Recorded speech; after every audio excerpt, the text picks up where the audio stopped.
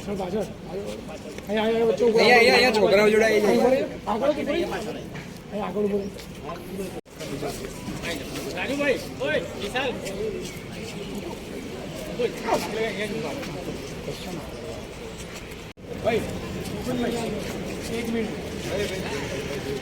एक मिनट ये ना गए वहाँ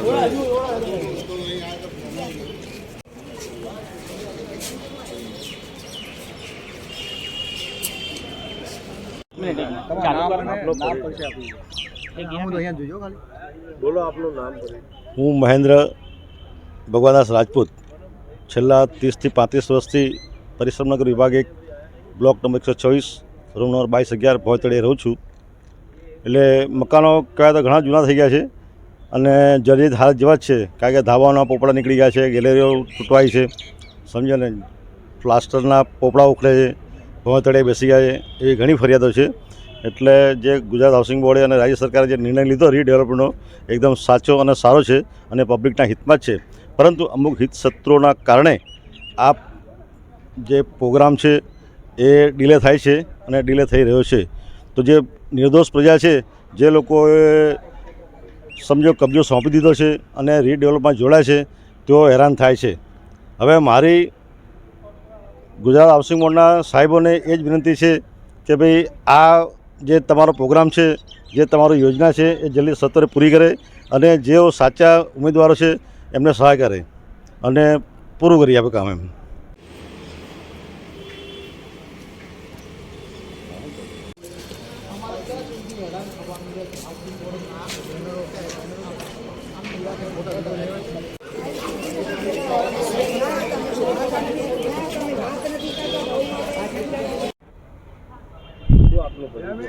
મારું નામ પટેલ રજનીકાંત અંબાલાલ છે। હું પરિશ્રમ વિભાગ 1 કૃષ્ણનગરમાં રહું છું અને હું પોતે સેક્રેટરી છું। આજથી લગભગ 6 થી 7 મહિના પહેલાં રીડેવલપમેન્ટ પ્રોજેક્ટ હાઉસિંગ બોર્ડે ટેન્ડર દ્વારા આપવામાં આવ્યો હતો, જેમાં શરૂઆતમાં 96% સંમતિ આપી દીધી। એ પછી બીજા ડોક્યુમેન્ટ્સ પ્રોસેસ થઈ ગઈ, એ પછી આપણે રજૂઆત કરી ભાઈ એડવાન્સ પૈસા ભરવાના છે જે હાઉસિંગ બોર્ડમાં, એ અમને પહેલાં એડવાન્સ આપે તો અમે ભરવા તૈયાર છીએ અને આમાં જોડાવા તૈયાર છીએ। આપણે એ રજૂઆત કરીને આપણે એડવાન્સ પૈસા પણ લીધા, રીડેવલપમાં જોડાઈ ગયા, ઘણા બધા ડોક્યુમેન્ટ્સ પ્રોસેસ થઈ ગઈ અને જ્યારે ડોક્યુમેન્ટ્સ પ્રોસેસ પૂરી થઈ ગઈ, હાઉસિંગ બોર્ડનું લેણું ચૂકતે થઈ ગયું, પછી અમુક એમના મુદ્દાઓના કારણે વિરોધ ઊભો થયો। હવે અમારે એક જ કહેવું છે કે હાઉસિંગ બોર્ડ આનું નિરાકરણ જેટલું બને તેટલું ઝડપી લાવી આપવા વિનંતી।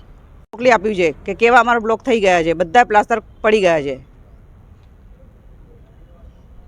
આપનું નામ? મારું નામ દીપાલીબેન સોલંકી, હું પરિશ્રમમાં રહું છું 130 નંબરના બ્લોકમાં। અમારે બધું બરાબર હતું સાહેબ, પણ હવે જે નથી માનતા એના લોકો લીધે થઈને અને અમે બધું બરાબર હતું। અમારે હાઉસિંગ બોર્ડે જે બી નિર્ણય લીધો અમારા માટે એ બરાબર હતો સાહેબ, પણ હવે આ લોકો વિરોધી પક્ષ જે 2-3 જણા છે એ હવે મુશ્કેલી ઊભી કરે છે। એમનો વિરોધ શું છે? એમનું એમ કે ખાલી નહીં કરો, તમે જતા નહીં રહ્યો, પણ એવી હાલત છે અમારા બ્લોકની કે તમે જોઈ ન શકો, ચાલતા ચાલતા પોપડા પડે છે। હવે કોઈક બાળક માથે કે કોઈક માથે પડી જશે તો શું જવાબદારી લેશે લોકો? બહુ જ હદ બાર વગર ટાંકીઓ એવી રીતે પડી, અત્યારે હાઉસિંગમાં જ બહાર પડે છે કે ટાંકીઓ પડે છે। અમારી બી એવી જ હાલત છે જેવી અત્યારે બતાવે છે ન્યૂઝમાં, એવી જ હાલત અમારી છે। એટલે હવે અમે એમ કહીએ છીએ કે જેવું બને એમ હાઉસિંગ બોર્ડ અમારી સામે જોવે અને આ કામ ઝડપથી ચાલુ કરે અને પૂરું કરીને આપે અમને। સમગ્રનો અત્યારે શું એમની પણ માંગણી છે? અમારી તો માંગણી એટલી જ છે કે બસ હવે આ ચાલુ કરે ને રીડેવલપમેન્ટનું કામ અને અમને આપી દે। કેટલા ટાઈમથી ચાલી રહ્યો છે આ વિવાદ? તો 5-6 મહિનાથી 6 મહિનાથી ચાલે છે સાહેબ।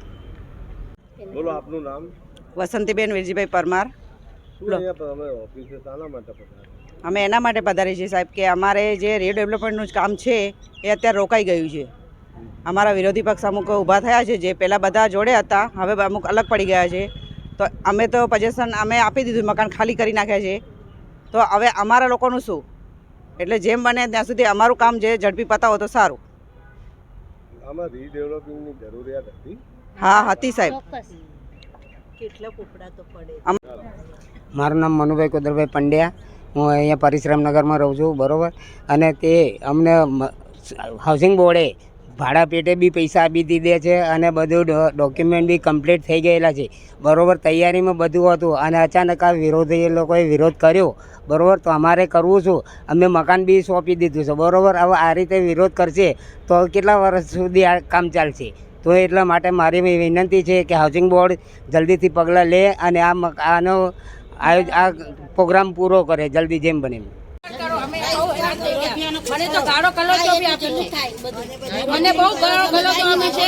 હવે મને કે મારી છોકરી માટે કેટલું હવે બી બોલી ગયા છે. હું રાત આવીને રોઉં છું પણ મારો નિર્ણય કોઈ દિવસ નહીં આવતું. હવે બી એને મારા છોકરાને મારવા આવ્યા હતા તોય હું માફ કરી દીધું સાહેબ. આવું કેવી રીતે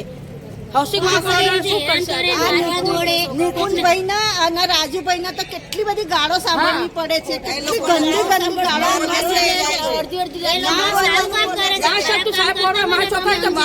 અમારું સારું જ ઈચ્છે છે અને સારું કામ કરે છે. મારા છોકરા તો માર્યું છે સાહેબ, પોલીસમાં માફિયા માંગાય છે.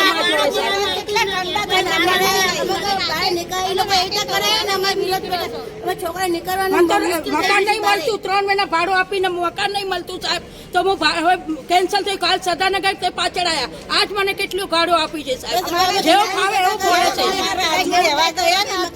બધા ગાડીઓ લઈ લઈને ત્યાં આવ્યા હતા. એવું તો ના ચાલે ને આ લોકો. સવાલ જ નથી ઉઠતો. એ સારું જ કામ કરે, ખરાબ નથી કરતા. અમારું સારું કરે છે અને ગંદી ગાળો બોલે છે લોકો. ક્યાંય જાય એ લોકો એટલી ગાળો બોલે છે. આ લોકો રસ્તા નીકળવું મુશ્કેલ થઈ ગયું છે.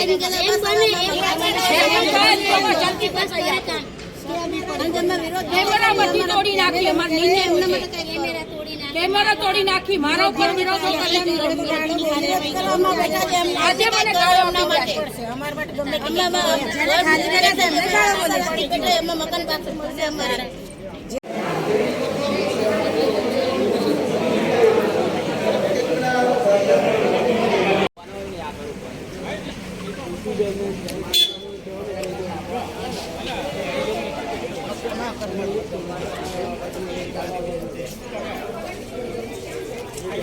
Thank you.